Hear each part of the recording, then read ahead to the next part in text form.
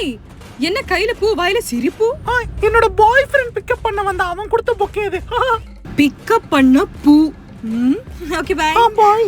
இந்த மாதிரி எல்லாம் பண்றது பார்த்தா கிரிஞ்சுன்னு சொல்லுவாங்க. என்ன கேட்டாலும் கிரிஞ்சு தாங்க. எனக்கு நடக்கிற வர எனக்கு ரொம்பலாம் இல்ல, ஆனா லைட்டா பொறாம தான். எக்ஸ்கியூஸ் மீ, ஸ்டார்டிங்ல இந்த மாதிரி விஷயத்துல உங்களுக்கு கஷ்டம் தரக்கூடாதுன்னு பெருசா கண்டுக்காம இருந்திருக்கலாம். ஆனா போக போக இந்த ஒரு எக்ஸ்ட்ரா ஆசை தள்ளி வரும்ல. மனுஷன் தானே, மாற்றம் வருமல்லவா?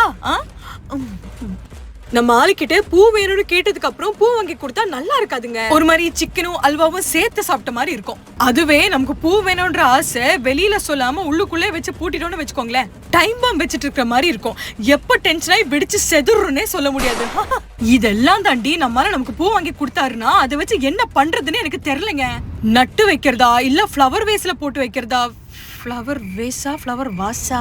ஓப்பனா சொல்றேங்க, எங்களுக்கு கொஞ்சம் எக்ஸ்ட்ரா எஃபர்ட் எல்லாம் போட்டு ஸ்பெஷலா ஃபீல் பண்ண வச்சா ரொம்ப ரொம்ப பிடிக்கும். செல்ஃப் லவ் எல்லாம் ஓகே தான், ஆனா செல்ஃப்லெஸ்ஸா யாராவது லவ் பண்ணாங்கன்னா ரொம்ப ரொம்ப பிடிக்கும். அதையும் தாண்டி நமக்கு யாருமே வந்து பூவெல்லாம் தரலனா நம்மளே நமக்கு பூ கொடுத்துக்க வேண்டியதுதான். ஓகே, நன்றி, வணக்கம்.